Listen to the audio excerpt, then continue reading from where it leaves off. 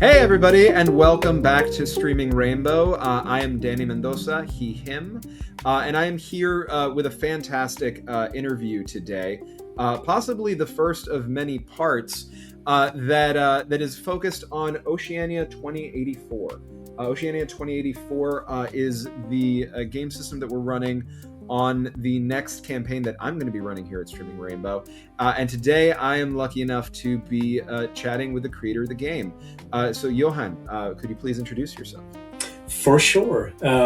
My name is Johan Eriksson, he, him. I live in Sweden. I am a games educator. I am an anarchist. I am a bunch of different things. But I'm also the game designer of that game that you just mentioned, Oceania 2084. I have been making games in terms of like trying to produce things regularly since 2017 or 2018, I think.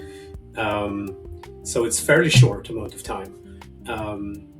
Before that, I have primarily like honed my craft through teaching game design and helping students find their design voice, etc. Tracked.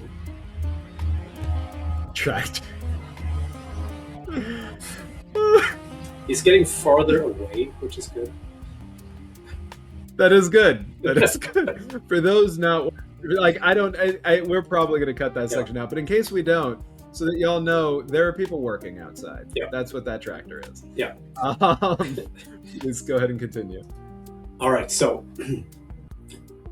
I mentioned I've been teaching. So I've been teaching for 20 plus years actually, at Uppsala University in Gotland. Actually, it's not in Uppsala, which is a city. So the campus I'm working at is in another city. And it's a program that does both analog and digital game studies, and it's design focused. So it's really like trying to make every student into a game designer, a creative within the field of like what are games and how do games work. So I've been working with a lot of student projects through the years, and I think through that kind of picked up a bunch of stuff that I already know inherently is a bad idea and is a good idea, etc., etc. So that's kind of where it got started. And my company, Jocher Games, is like the creative outlet for me. It's all these ideas that I'm sitting with over the years. Like, sure, I get inspired by students, right? Because they're doing crazy stuff. They're doing fun stuff. Why am I not doing fun stuff? So, of course, I needed that. So I started making games, and that's kind of it. Yeah. Oh, I love that. If you don't mind my asking, what tipped things over for you to go from why am I not making these games to really, though, why am I not making these games, and then started making them? So it started out 2015 maybe. I am part of an anarchist collective doing things, right? One of the things we started doing in around 2015 was like we started having game nights, and so we started playing things. And then I was asked, can't you be like the GM for something you'd love? And I was like thinking, what would I love? And I realized directly that I want to do Discworld role-playing game. And at the time, the only thing that existed was GURPS, and I don't like GURPS personally. I don't think it's a bad system. I just don't like it. It's too number crunchy. It's too like granular in its mechanics. I wanted narrative first, so I created a system for that group to play. And after having played that for like 2 years, I was like, this is actually kind of good. Maybe I should just publish it. And then I started wrapping my head around all of these things. Like, okay, so I don't have any rights to do anything Discworld. How do I solve that? How do I avoid getting sued to smithereens? Right? So all of those things. And that was kind of where it got started. So I think that was the first bigger thing that I published, and it's a for free Discworld role-playing system before Modifius came out with theirs. And just for like a little anecdotal snippet here, the way I solved the copyright infringement danger here was I wrote the whole rule set as if it was an academic text with proper sourcing for all the terms. So it's a referential thing, I love that. which fits Pratchett. So I thought that was cool. Yeah. Anyways. No, that's fantastic, and it also fits the other kind of protection you might be able to have, which is satire, right?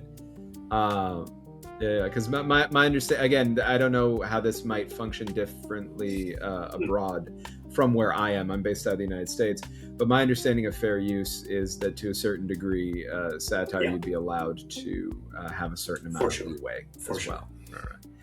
All right. So you've indicated here a little bit and spoken elsewhere about your lifelong desire to express yourself through game design.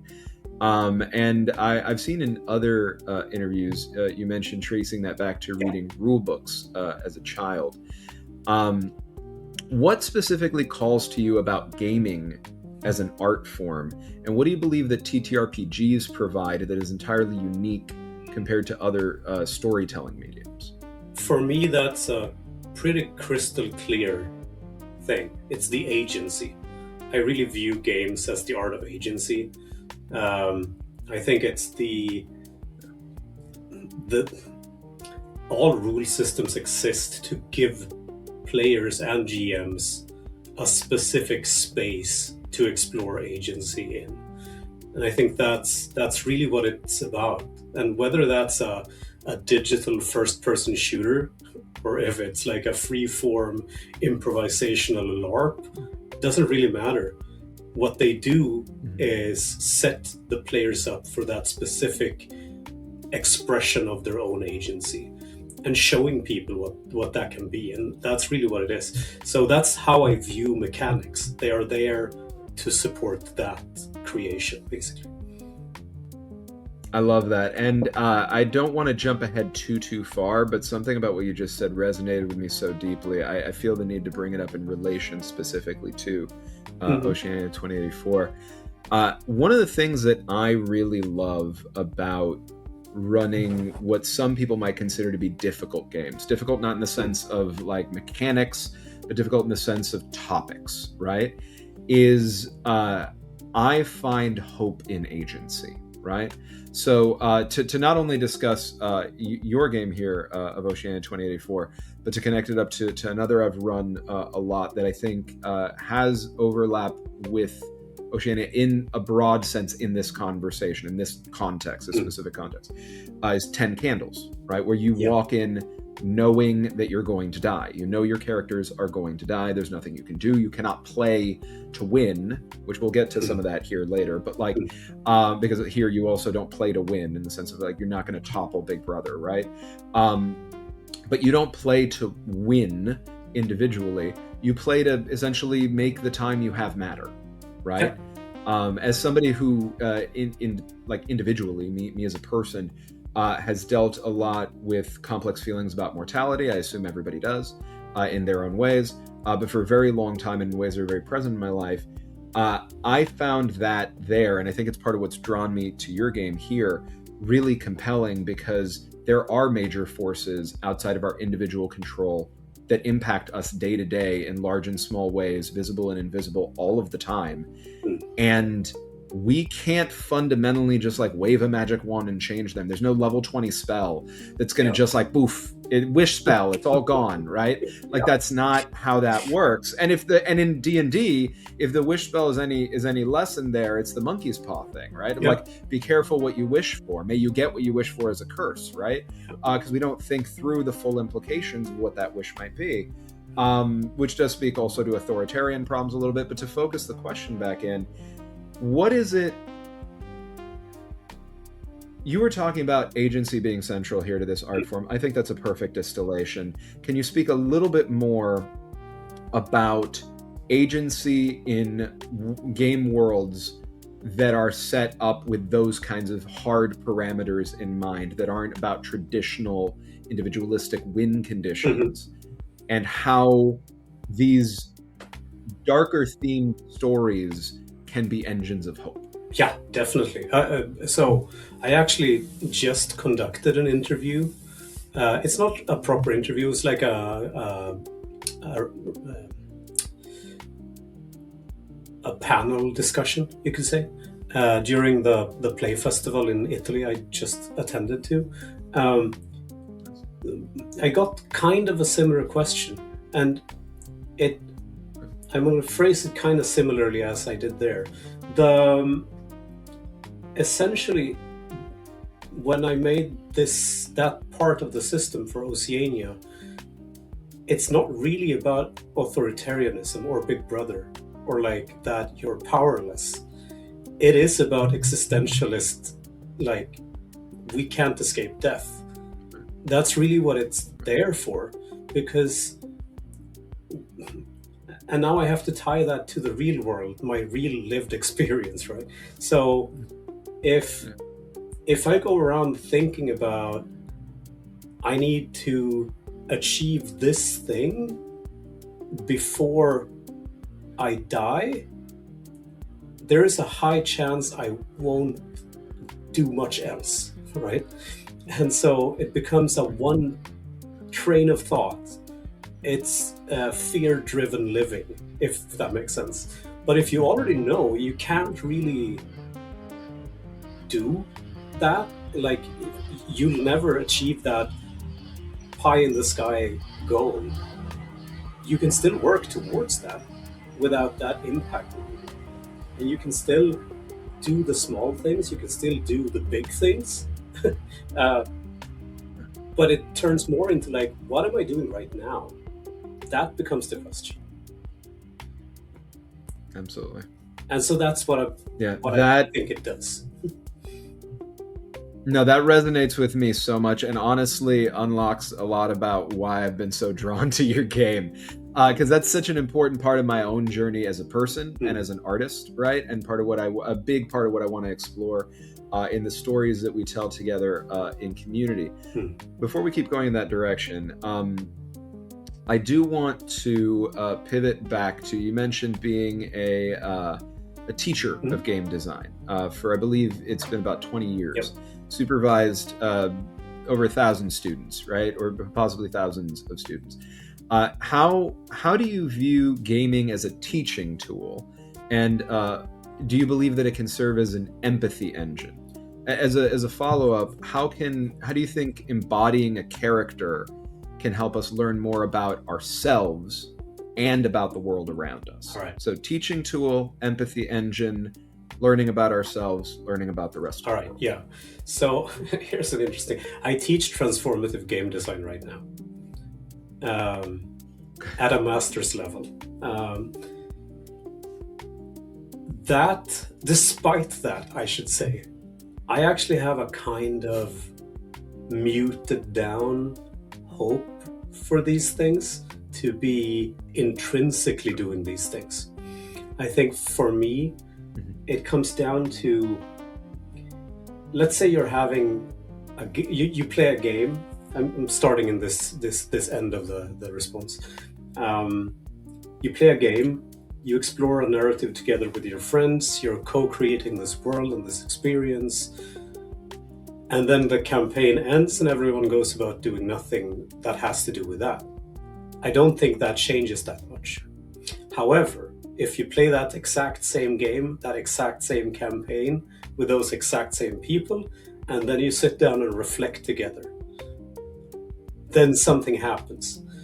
Because that reflection is, in classical literature, if you have a study group that reads books together and analyzes that book, the big thing that does is positioning the fiction in your own life.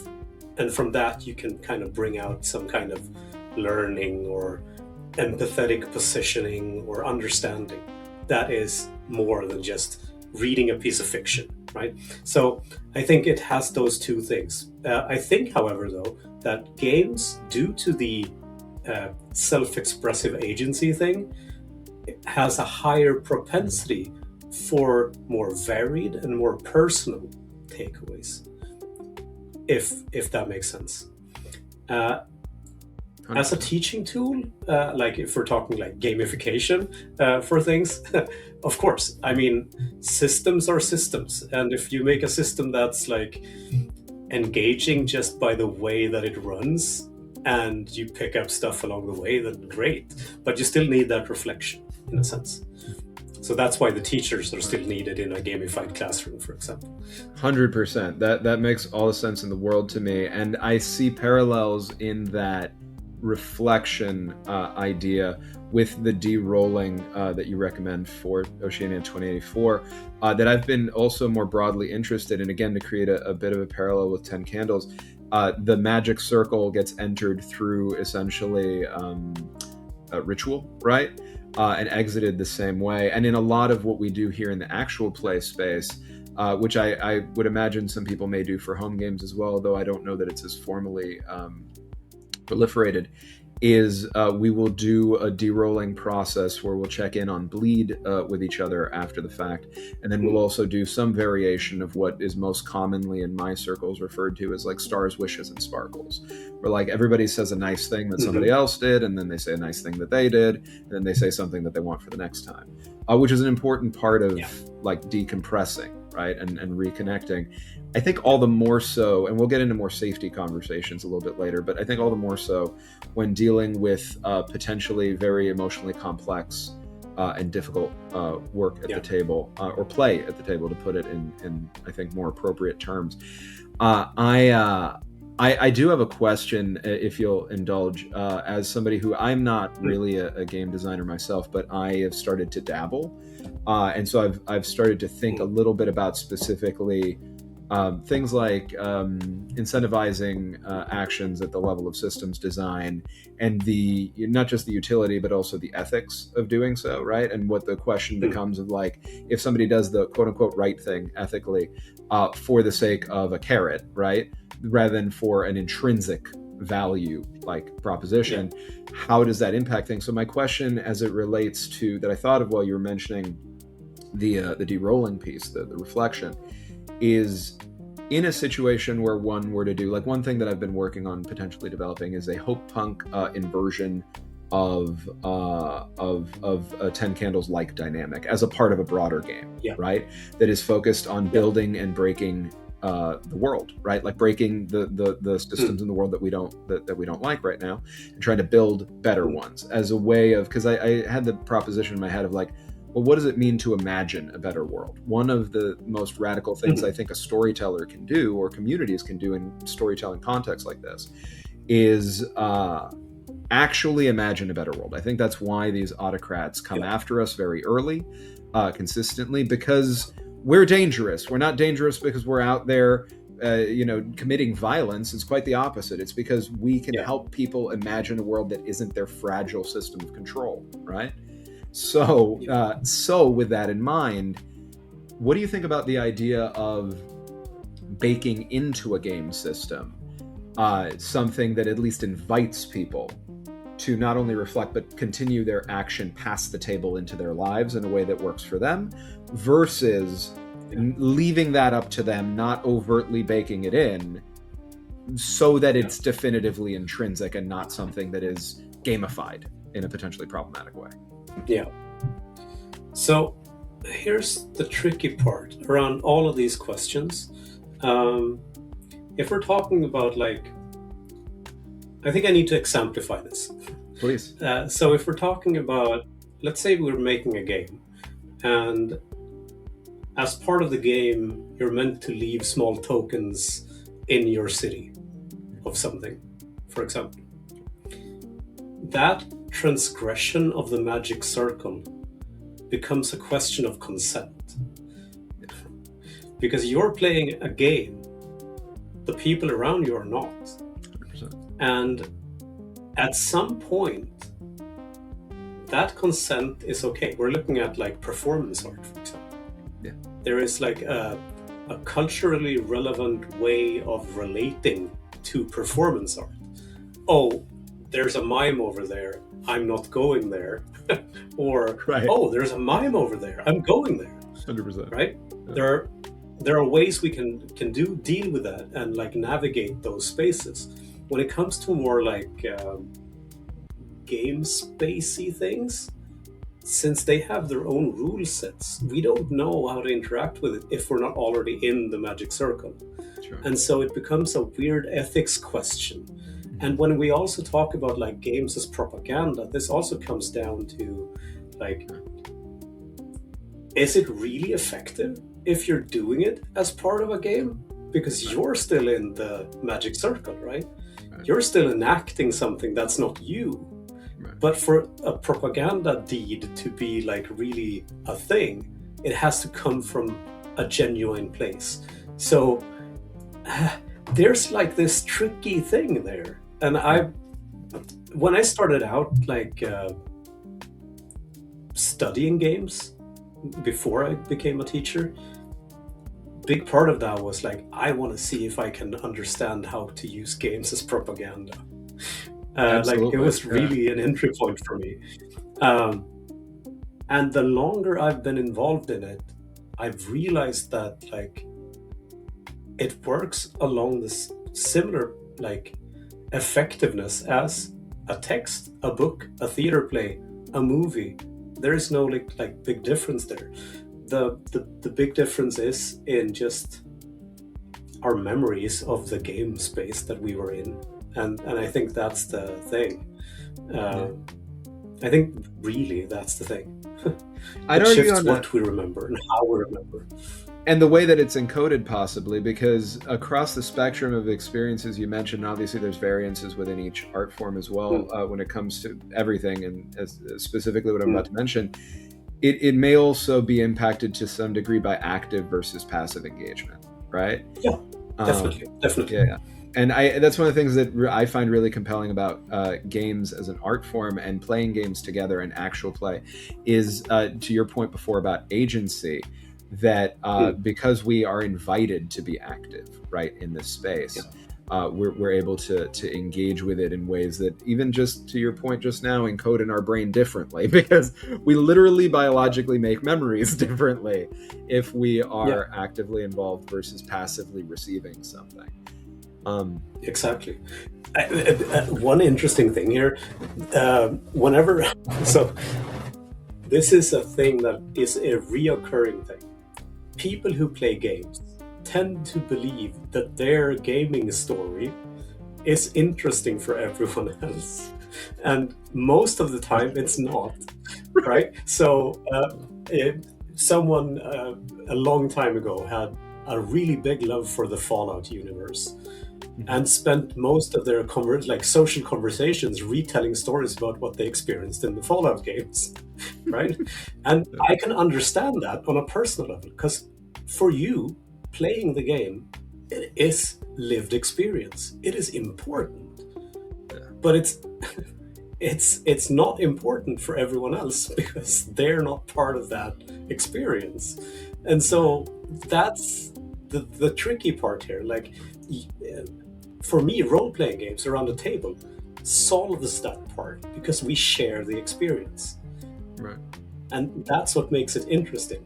That becomes storytelling, like you were mentioning before. It becomes part of the oral history part of life, because we have communities around the game, in a sense.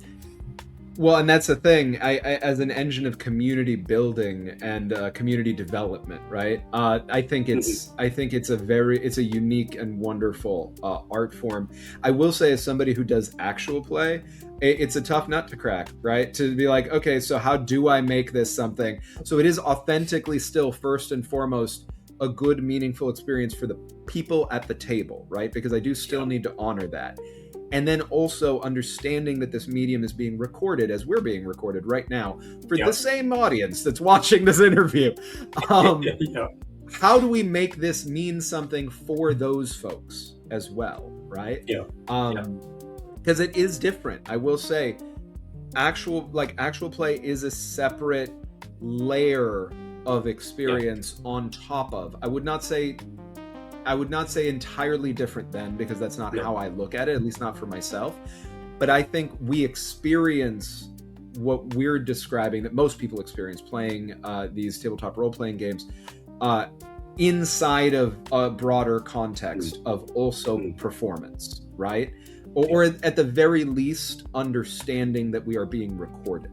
Because I do think sometimes we fall into a place, maybe some of the best times, we fall into a place where we're not doing it for camera at all, right? The camera is there, but we're doing it for each other. And some of what people seem to get out of watching this isn't just what exists at the level of the fiction, right? Because there's the question of like, why are we doing it in this medium? Why is it not a theater piece? Why is it not a movie or a TV show or any other thing? What happens in the fiction is a part of it, but what we do above table is also a part of what they experience. And I come at it a bit from my documentary background. So part of what I'm going to be asking about today, and part of what I'm going to do my best to help the group integrate into what we do with Oceania 2084 for what we do here, is the part above table, right? Not just the part in the fiction, but the part of like, what is it like to play this game together as real people, right? And what are we modeling deliberately and also subconsciously, right? But in ways that will matter to the viewer, right? To the audience who's engaging with this. What are we modeling about what it means to play this? Which is why, at least as currently planned at the time that we're filming this, it could change, but with the enthusiastic consent of everybody involved, my intention right now is for us to film the de-rolling process that is mentioned as well. Anything that people need to do privately for Bleed will fully be allowed. It's going to be entirely opt-in. But whatever we can show of the de-rolling process at the end of a given session is meant to model that. We think it's really important here at the channel, and I individually believe this to be true, to model positive behavior at the table for everyone else and for oneself. I think, I mean, my understanding of the text, please correct me if I'm wrong, is that the de-rolling process is an inherent part of playing this game as designed. It is. Right? It's definitely part of it. It's intentionally put there as like, if it would be possible to put mandatory in a game book, I would do that there. That really is the thing. But people play games the way they play games, and of course it's a game, right? But it's an invitation. Exactly. And for me personally, it's an intrinsic part of the experience of playing that game. Definitely. Perfect. Well, I'm very glad to hear that, because we do want to treat it as intrinsic, so that makes me feel like we're on the right track. I'd like to talk a little bit more about design, if that's okay. And I'd like to bring another work that you were involved with into the conversation, a zine called Fuck Capitalist Game Design, that I understand to be in conversation, formally or informally, with Oceania. You mentioned that in it, these anti-capitalist mechanics were born from brainstorming sessions, right? Which feels appropriate. Can you walk me through whatever you'd like to share about any realizations you and the group had about how deeply embedded capitalist ideals are in standard foundational game design, and how you broke that apart in the zine? So the brainstorming sessions in question were at a bar, very informal setting. I had invited a group of like 4 or 5 people, and we sat down and we started like, okay, so if we say the word anti-capitalist game design, what pops to mind? And then we just started like spurting out whatever we could. And then as the night went longer, it got later, we started thinking about like, okay, so, but basically all the resource economies that we see in like all traditional game design is capitalist. It follows a logic of tallies. It follows a logic of scorekeeping in a sense of like instrumentalizing things. It's the I don't know if you know of Derek Jensen, an author. He's like a primitivist anarchist author. I like some of his work. Um, he has this idea that it's not his idea, but he brings it forth for more um, like colonial audiences, you could say. He makes it understandable for the Western brain, basically. But he's taking this idea around like, if you're a capitalist and you're investing in a forest, you don't see the trees for the trees, you see them as numbers. Now I have 2,400 trees, and that shifts what the forest is conceptually, ontologically. And the same happens in all the board games. So you're saying in the narrative layer, in this game, you are laying tiles to get the most beautiful pattern of these tiles. But the way that we calculate which is the most beautiful is done through a number crunching score tally, which does not intrinsically make a beautiful pattern. Why is the game not make a beautiful pattern? Like, why are we adding the numerical, mathematical layer to a game about beauty? I don't get it. Like, and I'm not bashing on this game, Azul, by the way. I love that game. It's a great game. But there is like some fundamentally weird thing happening here. And it is the way that we understand systems. It's the way we understand how rules work. Because it's not only capitalist logic, or rather, our law system is inherently capitalist. Laws are rules. Laws are systems. Game systems are law systems for that game space. So we fall back to that thing that we know how to make rules from. And so, and here it becomes interesting. Like, if a kid invents a new game, like we're talking young kids now, like 5 years old, and the game is drinking tea together. The number crunching game is not there.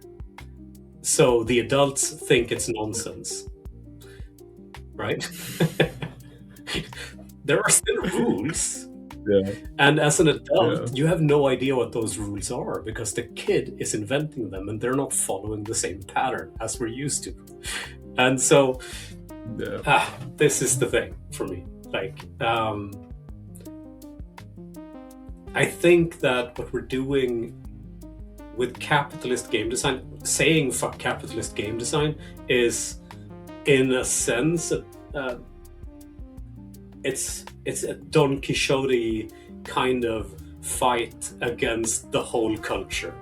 And how do you do that? How do you step out of that? Well, then it ties down to the decolonializing. It comes down to basically getting out of that framework that we have around us in westernized society. And it comes down to all of these things.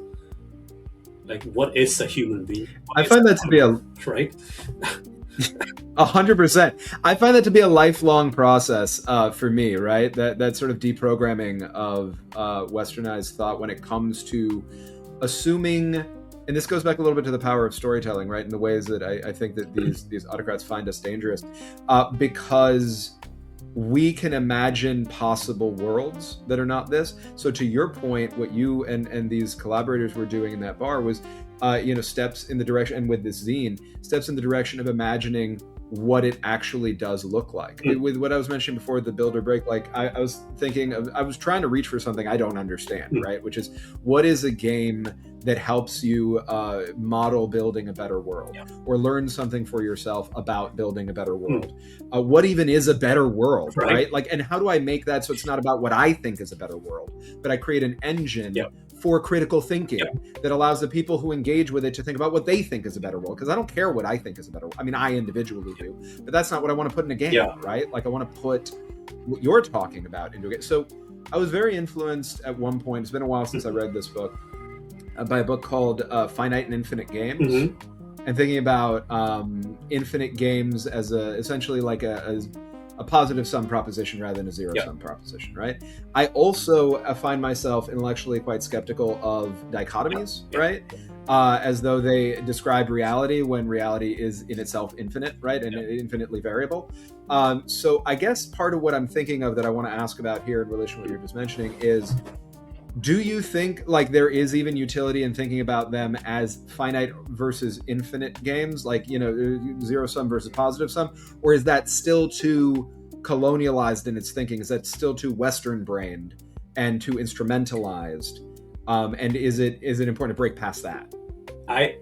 Just for what it brings out of us, I'm going to say, yeah, it's still too Westernized.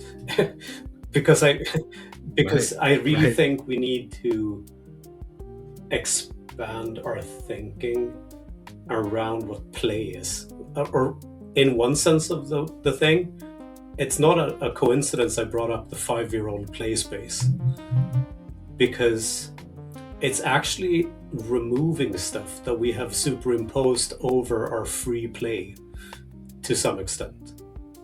It's more in that nature, I'd say. So it's not that. So here's the tricky part of this. Making systems is fun. Designing systems is super fun. It's play in its own right. And so as a game designer, I'm sitting down writing games because I'm playing, right? So I'm inviting other people to play with my games, but at the end of the day, if I'm not just working for a corporate structure who wants to output games for profit, game design is play. So what I'm doing is I'm constructing all these weird systems just to see what happens. How does this shift the social dynamic between players when I shift this little tweak here and I make them roll a die over here instead of over there? Like, what? It's play. So as we grow up from the 5-year-old, and now I'm talking as a game designer, right? I am getting better and better at making systems because I'm understanding more and more about systems. And systems is, they aren't necessarily Western. Systems in their own right is not necessarily that.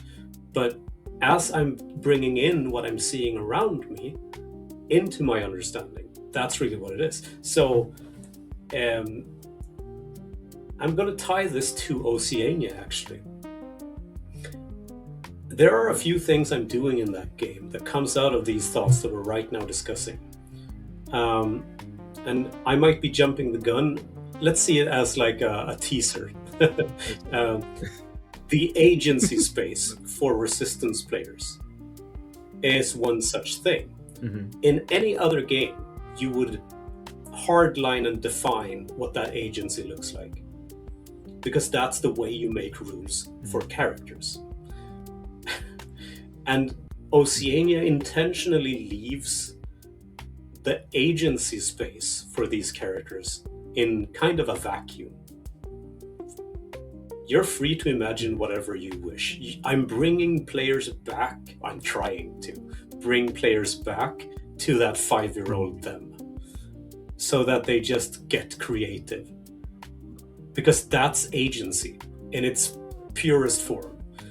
It also means it's awkward. And I've heard this from playtesters, from the jury that awarded me the RPG Magnifico. I just met them and I've had long conversations with them. Yeah. They were like, the first session of Oceania is always so awkward, because you're playing like a slice of life thing, and you have no external goal when you start out. You have like a hunch of something, but you're just describing life. Mm-hmm. And you're imagining life. Mm-hmm. And then you realize that nothing is going to change unless I change. And that's when it clicks. And that's really what that vacuum, the free play, is meant to bring out. And for me, that is one of the most intentional political statements that I'm making with the game, because I'm putting people through that awkward phase of not knowing what the heck to do with all that freedom. And then, okay, I love that. And so I haven't filmed the first session yet. We're actually going to do our session 0 on the day that we film this. It's going to be like a few days from now as we do our session 0, and then a little less than 2 weeks later is when we're going to film our first session of full campaign play. And I'm so excited for what you're describing. Oh, it's going to be amazing. Yeah. I cannot wait. I am going to set my players up to succeed, right? So that they understand like this is what they're walking into as much as they can before they feel it. But I also understand that they're going to need to feel it, right? Like to push through it in the way that you're describing. And I think that's not just need, but they get to do that, right? Like I think that that's good. I just don't want to surprise them with it, because especially as a double level of concern with an actual play, I don't want anybody overly monitoring oneself about like, am I doing it wrong? Right? That makes complete sense. So I'll make it, if you feel it's not going to break the spell, right? I'll make sure they're prepared for that. Like, hey, it can be a little bit like that. Give yourself over to it. Lean into it. And then let that. Exactly, which is also part of what, and this is a little ahead, but we can talk about it a little bit now. What I love about the fact that this is a GM-less game. There is a player type that some people might look at on the surface and think, oh, that's kind of like a GM, which is the Big Brother type, but is distinctly and overtly stated to not be a GM and is mechanically in meaningful ways different than being a GM. So in the context of what we're talking about right now, before we dig into more about it later, would you like to share anything about this? Big Brother, playing Big Brother in Oceania 2084 is... So I also design board games. That rule system that governs play for Big Brother is much more inspired by board game design. It is... We already mentioned the philosophical part of that, like the instrumentalization. I wanted playing Big Brother to be being the algorithm. I wanted that experience to really come across for Big Brother also. I wanted to put the Big Brother player into the position of instrumentalizing the world that's at play in the room. So that is also like... basically, you're sitting there and you're rolling your hidden die to see if you're observing, like if your AI picks up on the little thing that happens at the table, etc. That generates points for you. You get this economy going. You're collecting these points and you can invest them to do things. You can basically, what you can do is inject things or take away things.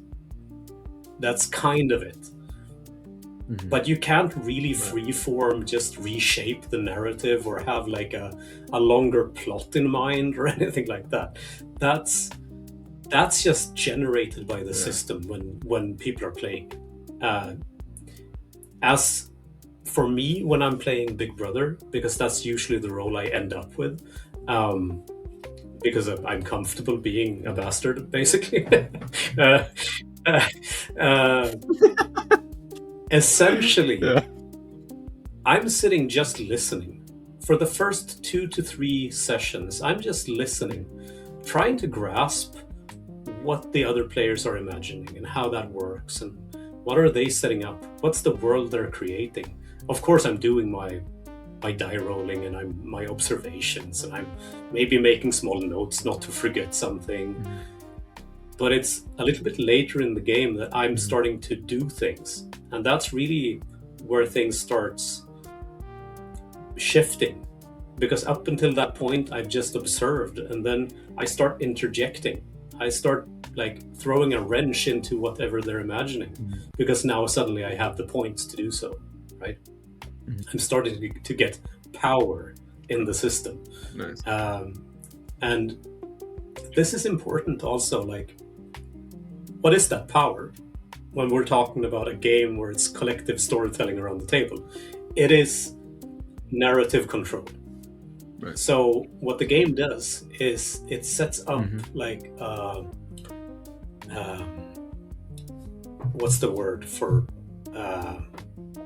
when you're pulling it at a rope from two ends and you're trying to get like the minute center.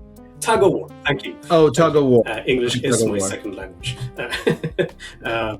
So a tug of war between the Big Brother player and the Resistance players around who has narrative control over what. And so that is really the core conflict of the game. And it's ephemeral to a sense because it's more a felt thing than a heavy rule system. It has rules, but it's kind of muted down in the rulebook. It's not the thing that takes center stage. It's in the background, but that is the thing that creates like a dramatic engine for the thing, in a sense.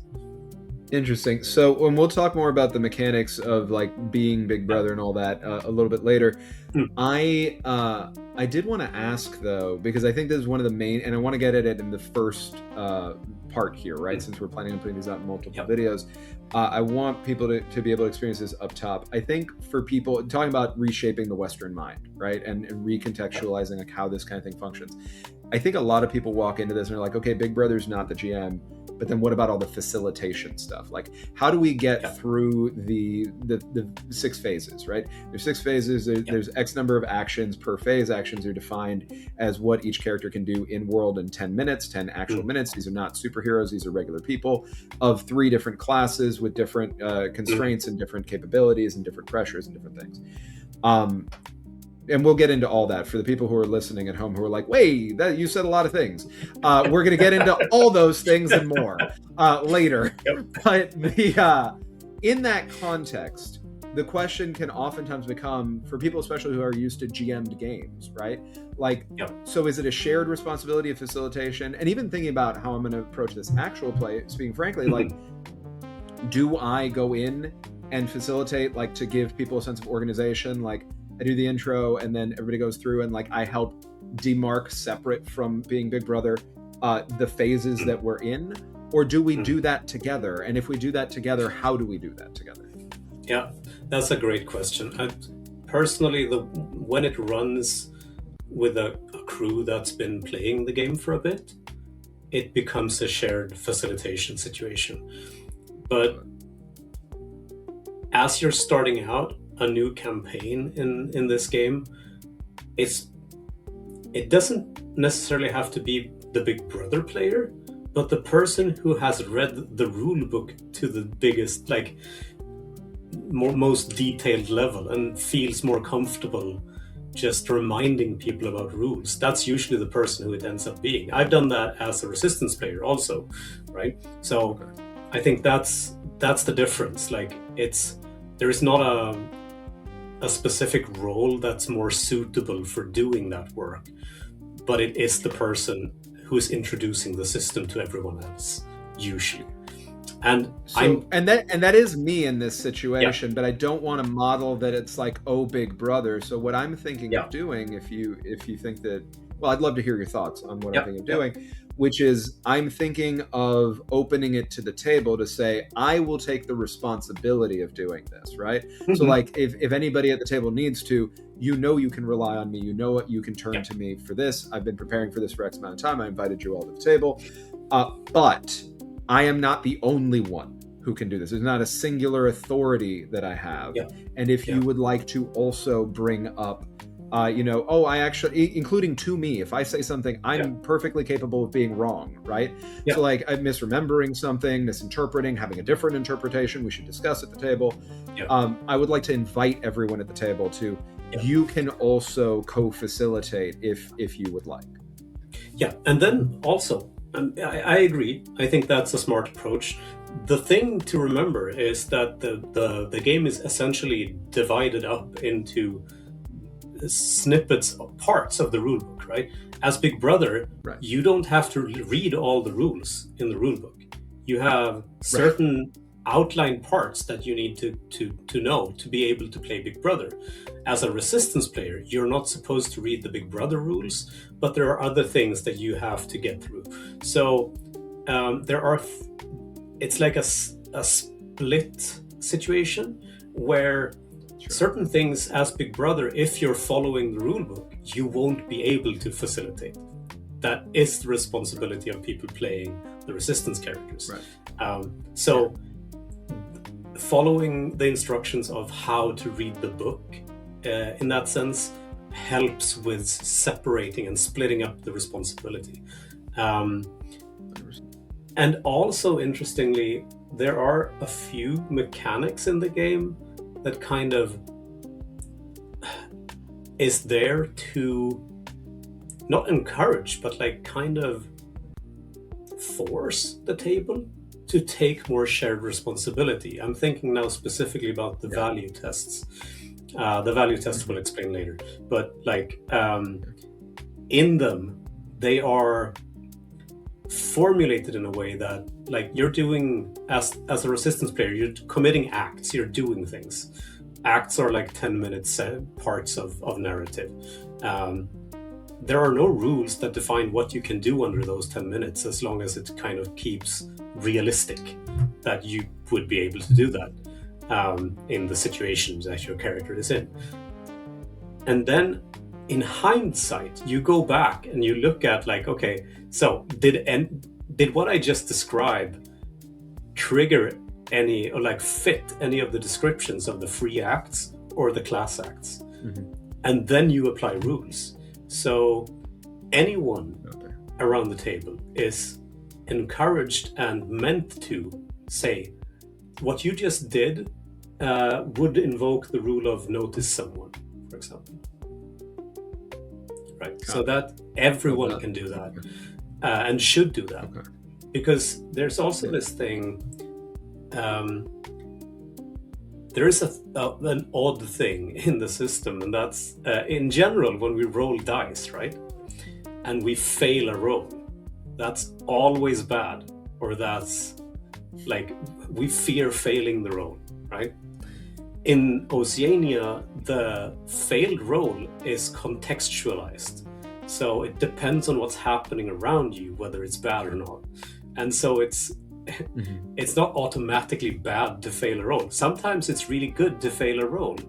And it's really, everyone has to have their head in the narrative that's going on at the moment to understand and interpret what the heck is going on in the die rolling. And so I think that is also a thing. It's not bad to suggest to someone that they should do a value test. What that does is drive the drama. It drives the way we imagine that scene together, and it changes. It like from improvisation theater. It's the director throwing in a new verb, right? That's what it is for sure. So I love that. Question, a million things that I love about what you just said. But the first question I want to ask with regard to that is, okay, so when you are engaging in those actions, I fully understand, describe the action first, don't worry about deciding what the free act or the class act is or anything until afterwards, and then deal with the sort of more gamified layer aside from the narrative. Secondary. Makes total sense, and I love that choice. Do you, in your experience with the game, people playing the game, you at the table directly as Big Brother and as a Resistance character, and also just hearing about other people playing, does it tend to lend itself a bit more to embodied like role play? Does it tend to be more third party descriptions of what happens in those 10 minutes? Is it a mix of both? Does it come down to player preference, table preference? Comes down to player preference, definitely. I've had campaigns where one player is always doing third person descriptions of their thing, and another player is playing like first person voice acting type thing, and it kind of works. I personally, as a In other games, as a GM, I don't care about those things. I usually like open the table up for whatever floats your boat and makes you comfortable. That's what I'm running with, and it doesn't have to be the same for all the players. Even sometimes in Oceania, the scene lends itself for the table having a lot of meta conversations. So before getting into enacting and acting, there is a lot of like, so wait, what the heck is going on right now? So where are you? How did you get here? Did you travel by tram? Is there trams in this city? Like, because you're also world building together at the table, right? So that means that there needs to be like a constant conversation check-in around the fiction layer of what you're imagining. So if someone describes, oh yeah, I just pick up my device and I throw away a text message to person X. Everyone has slightly different ideas about what that device looks like. Part of the conversation needs to be, wait, how does that device look? Can we decide that now? Yeah, we can, right? So that's part of it. And so play tends to be both meta and in character at the same time, kind of back and forth. You'll notice when you start playing. I love that it feels, if I'm hearing you correctly, and based on what I've read, it would track with what I had understood prior to this conversation, like we're leaning heavily into playing to find out consistently, and empowering everybody to bring their full creative selves to the table. And as you mentioned just a short while ago, staying mentally engaged throughout, not like sitting around waiting for their turn, but constantly attending to it. And actively, what I mentioned before about active versus passive engagement, not simply receiving what other people are doing, but thinking about it critically. Oh, that sounds like this actually, right? Yeah. Or like, is it triggering a values test? That is fascinating. I can't wait to experience that at the table. I want to, before we move to the next topic, I want to ask a little bit more about failure, right? Because I find that very interesting, especially playing in an actual play context so often, and then also understanding that people in home games will experience failure somewhat differently because we have different external considerations, right? I find that in actual play, sometimes, depending, this is a little bit of the bias of the spaces I move through and the kinds of games that we play, because we play some D&D, but we play a lot of not D&D, right? And a lot of more traditional, or more experimental, less traditional games. A lot of them powered by the apocalypse, but a lot of them not, right? Moving in lots of different directions. Play to find out as a phrase in this context is one that I've borrowed from OSR culture, right? Where a lot of that happens as well. And for those who don't know, watching it at home, OSR is old school Renaissance, and it's a PBTA is powered by the apocalypse. These are sort of subdivisions of popular independent gaming, for lack of a better term, as I understand them, right? That can be defined a million different ways by a million different people. What I will say is, when it comes to failing forward, right? The concept of failing forward, as it relates to these things, in an actual play context, I have found a lot of people are willing to fail forward, to embrace failure, sometimes even court failure, because it makes for more interesting drama. And part of what we're doing here is telling a story. In home play, people who want that will also do that. But there will be, and I think you touched on this a little bit before, in a lot of people's mind, and there's a little bit of that Western pilled brain, right? That's hyper individualized and that instrumentalizes so many things. And even that fears death, honestly, right? The part of our brain that fears death and wants to find a solution, right? We're going to get out of it somehow. Is the part of our brain that's like, no, I can't fail, and gets anxious about that. So I think it's interesting that not only did you create a system in this game where failure has interesting outcomes, that somebody in an actual play context or in a different context who just is interested in the story enough to embrace failure might embrace it, but also you might want to fail. Like there might be incentive to fail. Could you talk a little bit more about your decision making there, how it expresses itself? So, definitely. There is one thing I want to bring up before I go into that, and that is I've had situations popping up through the system which feels like you're succeeding backwards. Nice. If that makes sense. Yeah, for sure. So, for example, there is no let's say I say I'm gonna pick this lock. I have a lock pick. I work as a security person, so I should be able to do this. There's no die roll associated with doing that. You just do it and you succeed. Right?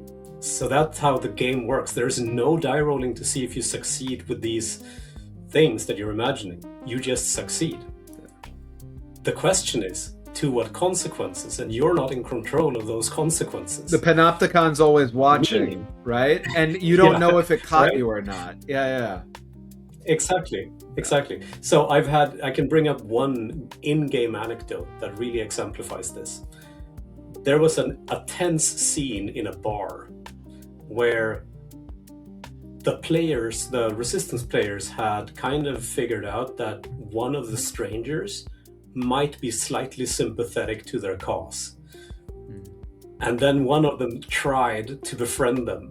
Befriending is a role. So befriending can fail or succeed. They didn't manage to do the emotion check connected to this and failed befriending, meaning that person got offended and they started having a conflict instead. And the resistance players panicked because they realized that this person will just go directly to Big Brother and rat us out. This is horrible, horrible stuff. And then one of the resistance players just say, I'm gonna kill him. And does so. Right, because you don't have to roll for that, right? You just do it. Exactly. So now they have to relate to the fact that this character, that stranger, was a friend of people they know, and have to relate to how that emotionally pans out in the characters that they relate to, right? So it was like a wake-up call for these players, I have to say. It's a wake-up call for me hearing it. What's breathtaking about that, Johan, is we're used to a safety net, I think, in these games, and maybe not just in these games, because to your point before about like laws being rules, right? And to some degree the various levels of our lived experiences in our day-to-day lives outside of what we consider to be games are gamified, right? Economies are games, systems of laws are games, everything's games, right? That also exists because we believe in them, right? They're like fairies. Do you know what I mean? Like they're there because we agree they're there. Functionally, there's also the monopoly of violence, right? Of legitimized violence, right? That enforces the existence of things like laws and economies and what have you. I mention all that not as a tangent, but because it has to do with the Western mind of it all. And the D&D pilling of it all, right? Like the D&D focus of the ttrpg market. Those two things are inextricably linked, right? Because violence is at the core of D&D, even if you don't have to go through it violently. And because it is hyper imperialist in its construction and design and its influences and whatnot. When I hear the example you just mentioned, the first thing that struck me was, oh no, they don't know they don't have a net. Meaning they don't know nothing. I'm not going to stop them, right? Because in a not just a D&D context, in a PBTA game, in an OSR game, in most other games that at least I have experienced indirectly or directly in the TTRPG space, you want to do something like kill somebody. Somebody's going to make you roll something for that, right? And how that go, or you're going to roll against something, or they're going to roll to see if they can stop you or something. So there will be a mechanism that is like a fail-safe. Will this work? Will it not? To understand, no, agency cuts both ways. You decide you want to do something, you're just going to do it and then live with it is amazing. And I think about that 5-year-old example with the T-set game, right? And I think about how, because I have a young child, not that old, a toddler, barely, just a year and a half old, basically, right now at the time we're talking. And a brilliant kid, if I may say so myself. I'm really could not be happier as a father. Yeah, I'm not going to make this whole interview about that, but she's amazing. But I already see little bits of play coming out, and I think a lot as a father about how I want to introduce play, and also how I want to help introduce the world, and introduce the world through play, right? And what play means to my child, and not necessarily impose all of the burdens that I have. And this is not me blaming my parents; they're wonderful people. But like the water in which we swim, right? All the burdens that I have to take on, can I get around that at least to some degree with my kid? Can I do a little bit better? Can I put fewer burdens on the free play that you were talking about, right?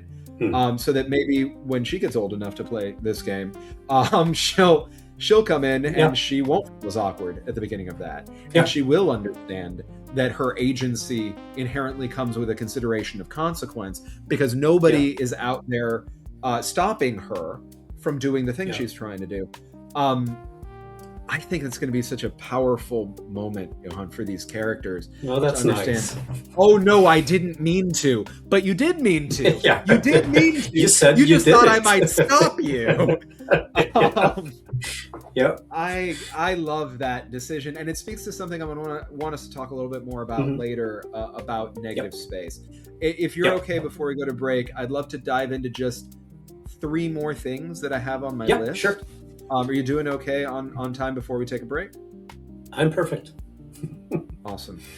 So you mentioned something elsewhere about devious constellations, referring to how standard mechanics like optimization or winning aren't inherently bad, but combining them reinforces these capitalist ideas. Could you talk? We've touched on that some here, but I want to zero in on the combinatorial element of this, right? So can you talk a little bit about how standard mechanics like resource accumulation or worker placement subconsciously train players at the table to prioritize personal gain over collective well-being? Yeah, sure. I mean, so why in the scene we emphasize the fact, I call it a fact, it's a thought that one of these mechanics in their own right is not a bad thing, or like a capitalist thing even. If you are gathering mushrooms in the forest, sure, you want to collect many mushrooms, you're going to go about and do that, right? It's not a bad thing to be able to count. It's not a bad thing to be able to estimate how much time something would take to get to a certain level of something, right? When we're looking at like board games, I'm thinking Euro games or D&D, or things where you can min-max, or things where you can optimize the way you play the system, basically. That optimization thing often is a result of having an engine that is meant to be optimized. And that happens through the combination of several mechanics. We can't do optimization with one mechanic. If we're understanding mechanic the same way as I'm doing right now, it's in Super Mario, you can jump. That's one mechanic. You can also run. That's another mechanic. And you like optimization is when you're combining the jumping and the running, and you get a new curve, right? And then you can run quickly, and then suddenly you can jump longer. Optimizing, right? It's skill building, and it's that's where we find the fun also, which is an interesting point here. Understanding how to game systems is the fun part. Understanding how to effectivize the running of a system of rules is what makes it engaging for us to even engage with those rules to begin with. So it's been a challenge for me to think about anti-capitalist game design, because what we're doing, we're critiquing that core engine of what we think is fun. And what remains if we're removing optimization? Well, that's a great question. And then what are we optimizing? And so to bring it back to Oceania, what resistance players usually realize is that what they can optimize is how they build their social network. But that's not completely in their control. Right. That's the optimization thing. They can try to do career by getting promotions and demotions, etc., to optimally position themselves in the hierarchy of the world that they're living in. However, that's also not in their control. So there is this, like, it's a very, like, when it comes down to it, it's a design philosophy question. And it's not necessarily like this is the correct answer to this, or this is never combine these two mechanics, right? That's not the way that it works. It's because you can have a certain situation where these two mechanics together work really well and isn't like shaping that kind of accumulative brain function in a sense. But in another scenario, those two same mechanics, because of its context, really does become this kind of min-maxing behavior type thing. So I don't know. It's tricky, definitely. I have a couple questions to follow up on that, if that's okay. One is, I find myself wondering at the way we're contextualizing, and I don't just mean you and I mean broadly anybody at the table, optimization. Because optimization assumes there is an objective optimal. Yeah. Right? So the question is optimizing to what end? Yep. And I think that recontextualizing what the end is, right? What one's priorities are, what one's first principles are in a situation, from whence one derives decisions to make choices, right? To take actions. That is how I think, because a lot of times, and again, this is a little skewed by my experience in actual play, where there are different incentivizing, like there are different motivating factors, right? But I'll play a lot of games that have violence near their core or at their core, playing very non-violent characters, sometimes overtly non-violent characters. Actually, later today, after we film this, I'm going to go play Vesson on camera, and I play a Jesuit priest who's fully non-violent, mechanically non-violent. That game's a little easier for that because Vesson, even though it has the threat of violence in it, you're not, it's a little OSR in the sense of like combat's a fail state, right? Like you don't want to fight a Vesson because you're gonna, like, even just mechanically you're more likely to lose than win. But even in like D&D, or I did it in The Walking Dead, right, which is a similar like engine situation, same publisher, but more violence centric, more violence like oriented, arguably, and it's in some sense. I played a therapist, who was not talented at that, was not given to that, chose not to do it, right? Those kinds of things, I was able to optimize for that. And then, like in both of those situations, I'm a little bit of a healing engine, right? Like mechanically speaking, because there, in both of those games, there are ways that I can help people clear conditions or stress or what have you, which lead to fewer walkers, or less in the way of like stuff going against your roles, etc. That's all game designy stuff that allows me to engage with the game as designed in those situations, in ways that don't sort of like stifle anybody else's fun if anybody else wants to engage with it differently, but let me take some of what in my real life is often a non-violent direct action way of engaging with the world, and porting it into what I'm doing, and not just what I'm doing in my gameplay, but what I'm doing in my gameplay publicly. So I'm helping to tell stories where these people exist and they move through a violent world doing this, and they're not simply passive, they're still engaging. So my question becomes a little bit about, from a design perspective, and as it relates to this game in particular, what do you see as the inherent context for one to think of what is optimal? Sure. I like right? That people might be walking in with, and also that they might be receiving, right? Because it's two different things. They might walk in D&D pilled, but then they receive something else, and then what's that like? So To talk about that, I think I have to go to real world stuff that's not game at all. I'm part of an organizing group, I told you before. So we're looking at, we want to be effective, right? We want to change the world for the better. We want to be effective in changing the world for the better. And we have defined changing the world for the better, enabling people to live the lives that they want to live. And so how do we become effective at enabling people to live vastly different versions of what life is when it's good, right? That is optimization. And how do we optimize for that success criteria?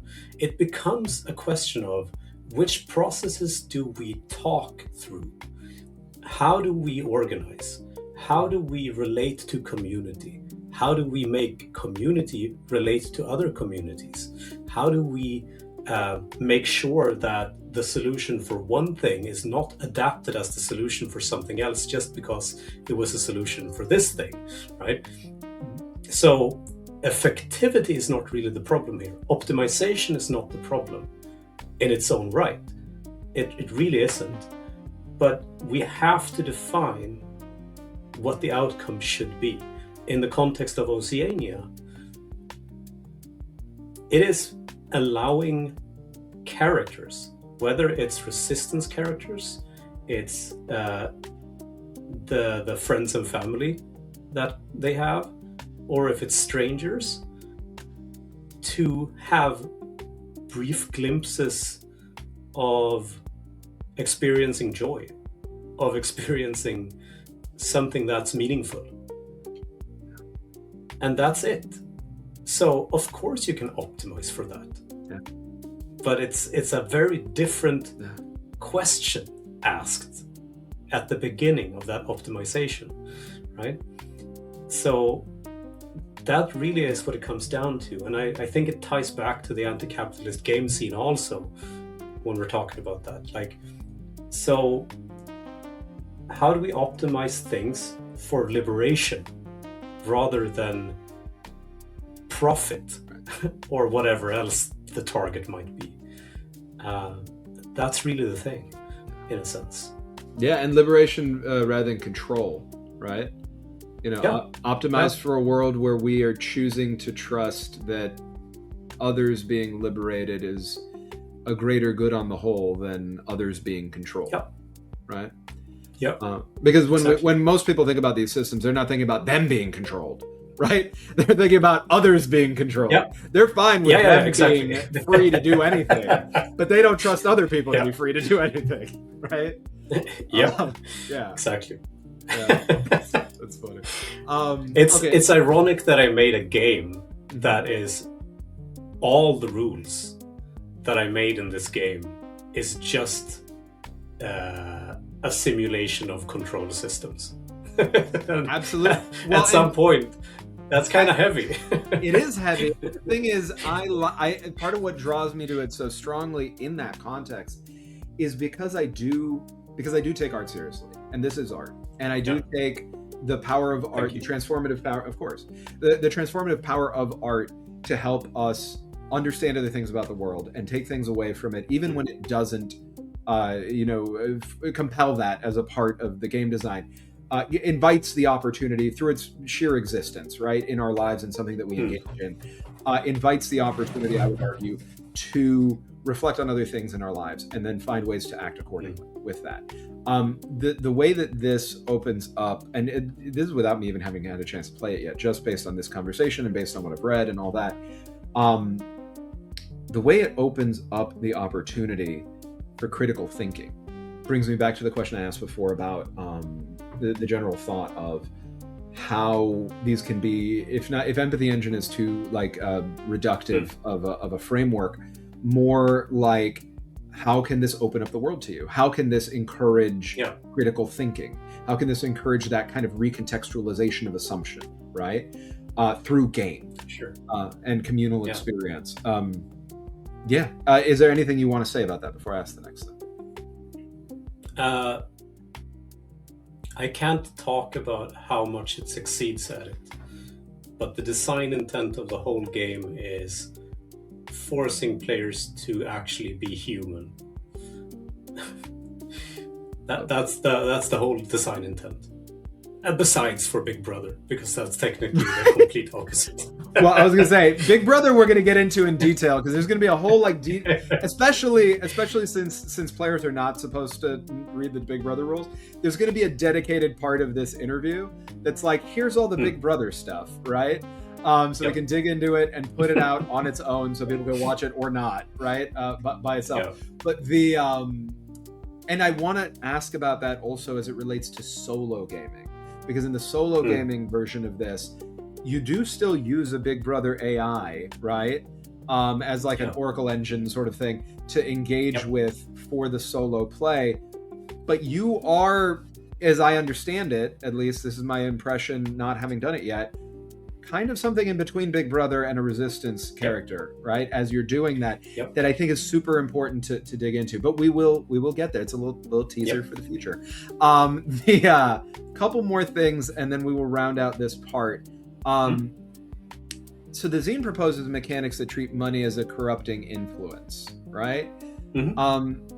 How do you go and the zine, I'm sorry, just to make sure I'm clear to everybody at home, I mean the Fuck Capitalist game design zine that we're talking about alongside the game in this part of the interview. How do you go about recontextualizing things in your view, or what would you suggest, or what could be interesting ways, valuable ways, and I'd argue ethical ways, right?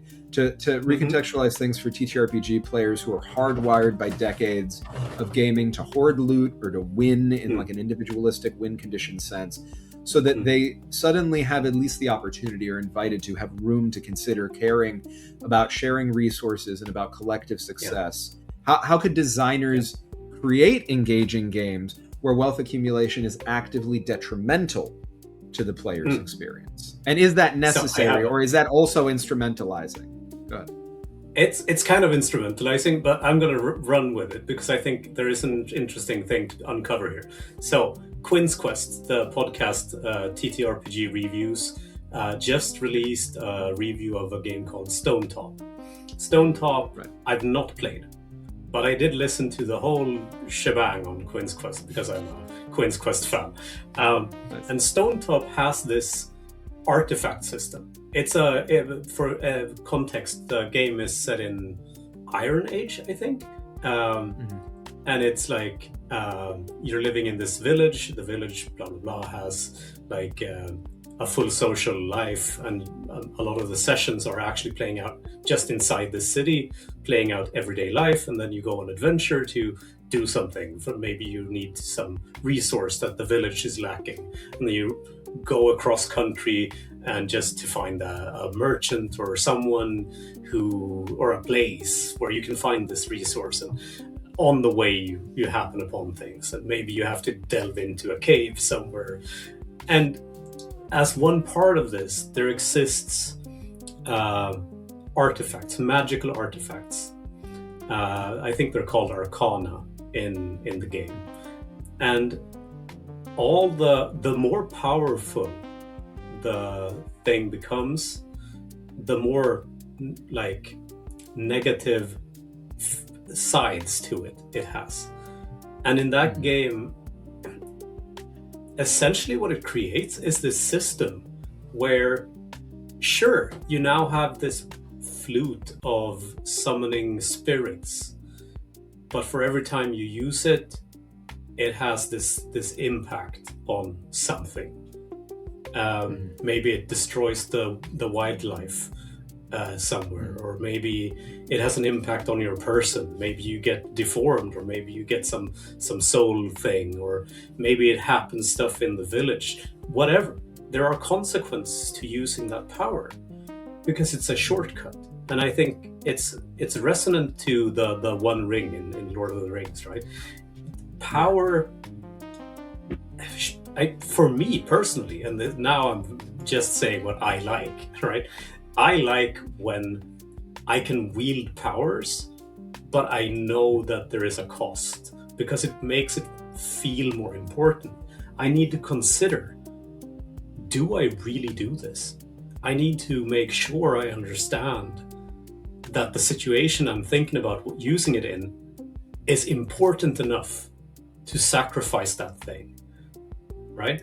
And that, I think that, give or take, on a symbolic level, resonates with us how it is to live in a community. If I have disproportionate amount of power in my community and I wield that power, I am destroying something to achieve a goal, right? And it's on a very fundamentally human level that we can make sense of that. We're not running around with magical artifacts in real life, right? That's not really what's going on.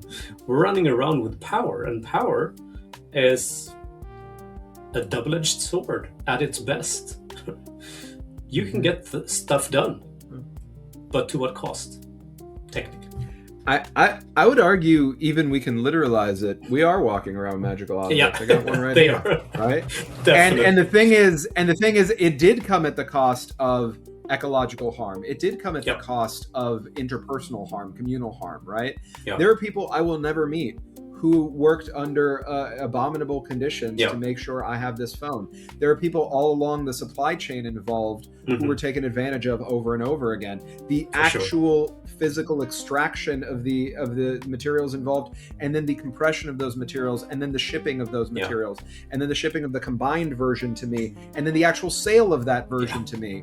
And now the sales involved in its continuous use, just as a baseline instrument, before we get to all the software on it, all had harm in it. And that's just for my phone. And we all have those. That goes the same for the instruments we're using to record this, all of its component pieces. So it is a very serious, meaningful thing to think about. And I love that Stone Top gives the opportunity to do that. That's very, very cool.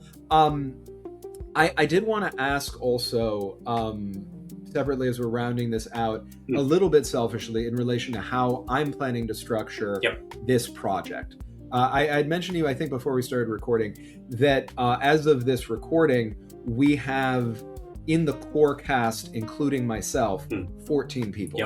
For a game that includes a max of 8 people and a minimum of 3 people at the table. And some parts of the game economy, as I understand it, break if you go above that, right? Because you just can't accrue, for Big Brother specifically, like you can't accrue what you need to accrue. So I am going to break that out so that we have a maximum of 8 people at the table, a minimum of 3 people at the table at any given time.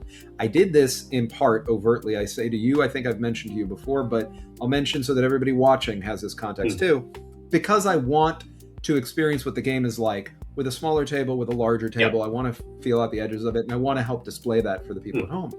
This means we, unlike a lot of campaigns that people will experience, and maybe the kinds you had in mind, but I can't speak to that, only you can, which is why I'm asking, which would normally have a consistent player base, right?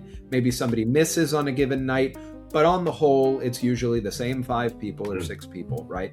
For the entirety of the campaign. This is a little bit more in the sense I'm referring to right now, like a quote-unquote West Marches approach, right? Where you have the people who can get together for the given sessions, playing the characters that they have for that session and doing what they do. How do you think, because that might be a new way for this game to be played, right? For Oceania 2084. I don't know if anybody has, maybe somebody else has. You can tell me about that. I'd love to learn about that. What do you hear in that you think might work well? What do you hear in that I should watch out for? Yeah, so I know for a fact that there has been several campaigns run exactly this way. So it does work really well. I've heard back from these teams doing this. A long time ago now, when we started out talking about this game, I mentioned the awkwardness of the first session. I think that's a slight risk as you have a new player enter into, because their character is new to the whole setting, to the whole thing. So for a player entering in mid-campaign, so to speak, I think there needs to be a group onboarding. It's not Big Brother onboards. It's all the other players have to bring up that player to speed on what they possibly would know in the game world. Because there is this risk of entering into a personal vacuum, since you're not really part of the community at the table. And I'm not talking now player-to-player community, I'm talking character-to-character community. That's the trickiest part, I think. In a more fantasy-like action RPG, you would just have someone heroically run in and save the day in some fight scene, and then everyone's happy. You go to the tavern and you have a beer, and suddenly you're all cool, right? Yeah. In a game where the first thing that happens every session is you go to work. Well, and they might, and the thing is, because part of what I'm interested in is overtly acknowledging that this is a persistent world, that these are not about, these are the people who happen to be, for the sake of the story and the actual play that we're doing, the protagonists of the story. But part of the design, as I understand it, where you're playing a resistance character, and when they're vaporized, again, those watching at home, we will explain this in a future video, but when they're vaporized, you move on to playing a trusted character. When you run out of trusted characters, you're no longer in the campaign. I love that decision. I'm going to want to talk more about that when we get to it, because all the component parts there, I think, are wonderful and do specific things, and I'd love to hear you talk about them and maybe probably highlight things I didn't even think about. But the in that, these people, the first time that they're playing the game does not mean that that's the first time those characters are meeting each other, right? They might be co-workers with these people who've known each other for years. So above table, they're managing the awkwardness you're talking about like, I'm not sure what I'm supposed to do right now. But in table, they then have to, so it becomes even harder, right? Because then they have to also be like, oh, but we've known each other for years, even though this is the first time I'm playing this person. And how do I do that again? Because nobody's guiding me. What am I? Oh, I'm guiding myself? Oh, scary. There's one important thing here. Yeah, exactly. There's one important thing here. Since resistance players are constantly playing each other's friends and family, for example, there are people around the table who has already taken part in portraying the character that is entering in, if that makes sense. So it's like a handover of a played role in a theater when you shift the actor. That's really what's going on.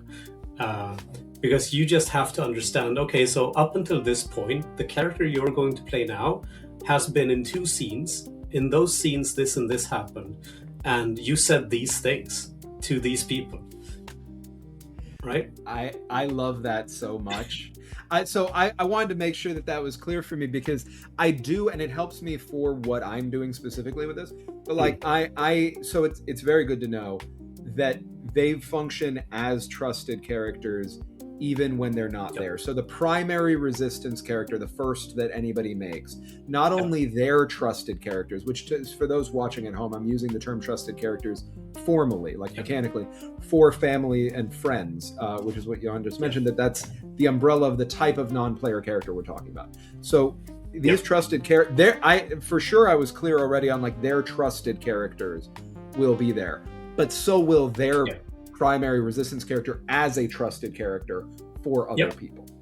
Beautiful. Exactly. Love that. I love that. That's another thing that I usually personally, we're going to get into character creation in another section here, but when you're rolling up friends and family members, one way I usually do it is I actually roll from the name table that's in the book, and if 2 characters have a trusted character that is of the same name, they are the same person.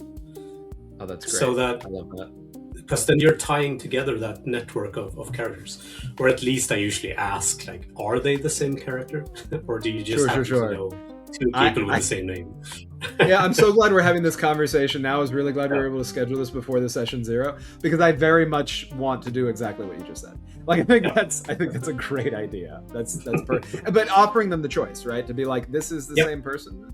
so that Yeah. it's not something I'm imposing from the outside. I did want to ask Yeah. a question, then I promise you I really will get to the last part before the break. It's just I'm enjoying this conversation too much, Johan, so Yeah. I keep That's trying great. to That's ask great. more.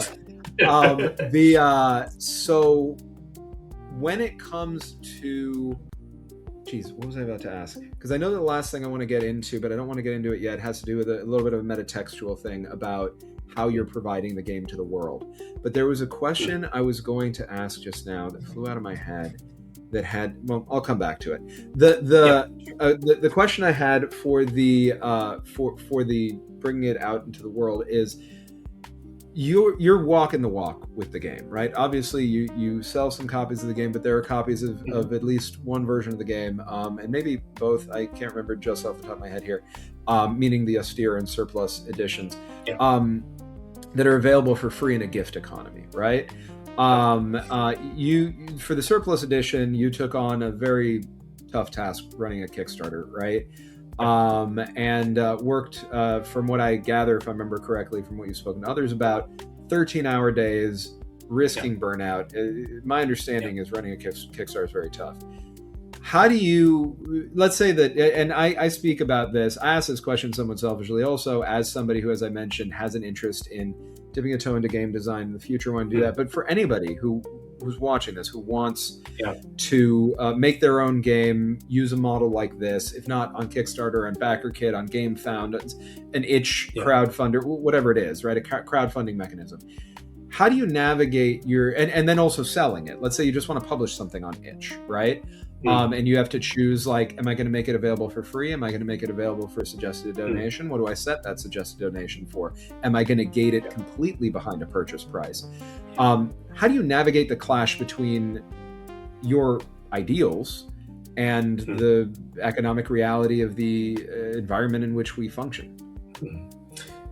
By sidestepping it. So I have a day job. I work with teaching. Nice. So I don't think I would have ever wanted to make a living out of making games. That's the thing.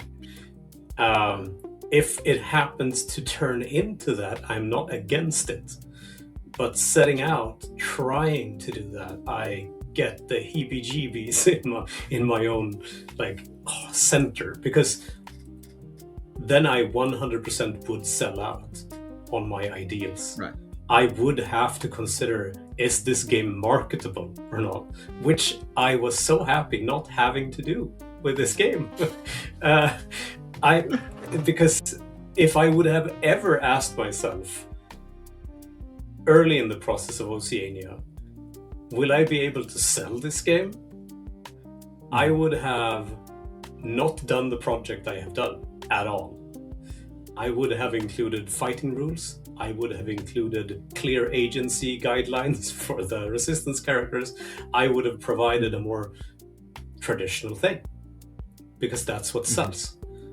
Right. What sells is not what creates a classic. This is something that our markets are getting wrong. Yeah. And I think that's important. If you are actually interested in creating a thing that becomes a classic in its own right, I think going commercial is the weirdest way about it. It's like, because then you're just like most other things with your own tweak. Right. But if you want to actually do something that sets it apart from everything else in a meaningful way, you have to dare to not be marketable. It doesn't mean you shouldn't consider playability or engagement or make a consumable product. That's not what I'm saying. Orwell's book, if we take that as an example, is a great example of this. It was super slow to grow. Yeah. He wrote a book that most people on face value didn't want to read.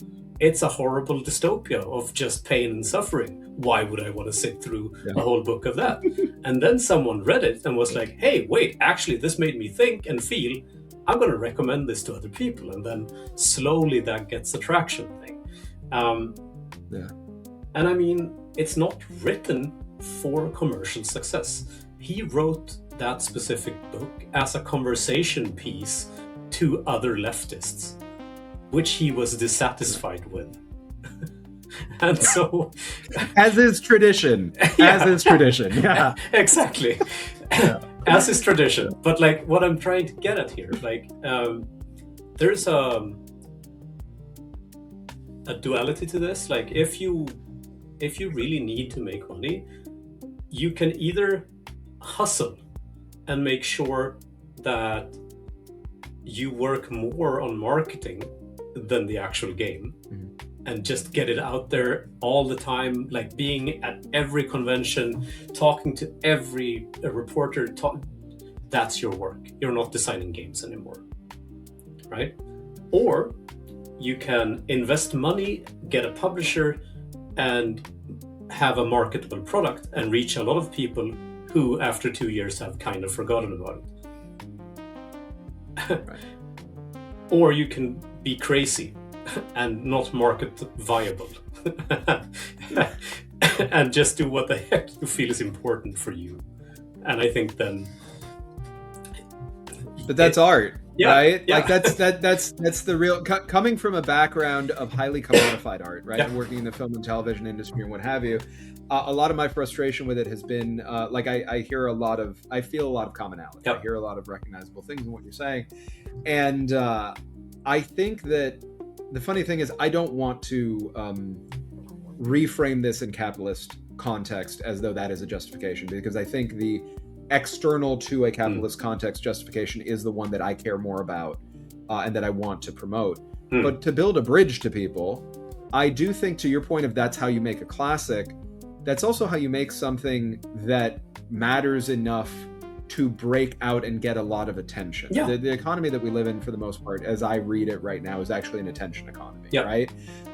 Like for worse, much more than for better. But that is what we live in, right? That's what people trade in. That's what people buy. So like in the television industry, you don't make TV. You sell audience attention to advertisers. And TV's to chum in the water, right? Is the thing. And so that's not a great way, to your point, to make meaningful stories, like to tell meaningful stories together, just for that reason. And then there are a million more that make it hard. Tons of brilliant people do amazing work in that space regardless, right? Compromised often, typically not exactly what they want it to be, but they do the best they can with what they have. Outside of that kind of framework, we're freer. Right? To your point, if you're not trying to make a profit by making a game, then you can make the game you want to make. Here in the actual play space, I'm not trying to make a profit with anything that I'm doing here in the actual play space. So I can just make the thing that I and everybody else who's involved, because it's not just about me, wants to make together. And that is beautiful and brilliant and freeing. And I gotta say, I don't mean this in an overly idealistic sense. To your point about Orwell's book, about 1984 itself, I think that the stuff that lasts, to whatever degree anything does, because everything fades, right? But the stuff that matters, that resonates with more people, is the stuff that is more individually reflective of the idiosyncratic accumulation of life experiences that each of us have, right? That it just distilled then into the things that we make, that we care the most about, when we're being honest with ourselves and listening to ourselves and being brave enough to engage with that in public with other people and be saying, hey, this is me, what do you think? You know, which is scary and difficult and harder than doing the thing that you know people have decided is acceptable already, right? But when you do that, you find your people. And when you find your people, I really do think you can carve out a meaningful and sustainable, dignified life, including through like accumulation of whatever resources you need to maintain a dignified life, right? Whatever that might mean for each person. So I love that you did that this way. I love that we get to play the version of this game that exists because you decided to do that. So thank you for that.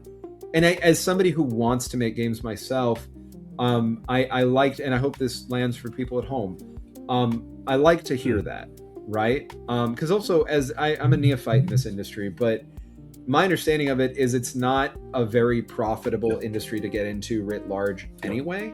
So it's a bit of a fool's errand to chase high profits regardless. It's one of those things where, like, you may as well do the right thing. Exactly. There's not enough upside to not do the right thing, everybody. Exactly. You know, just Exactly. do the right thing anyway.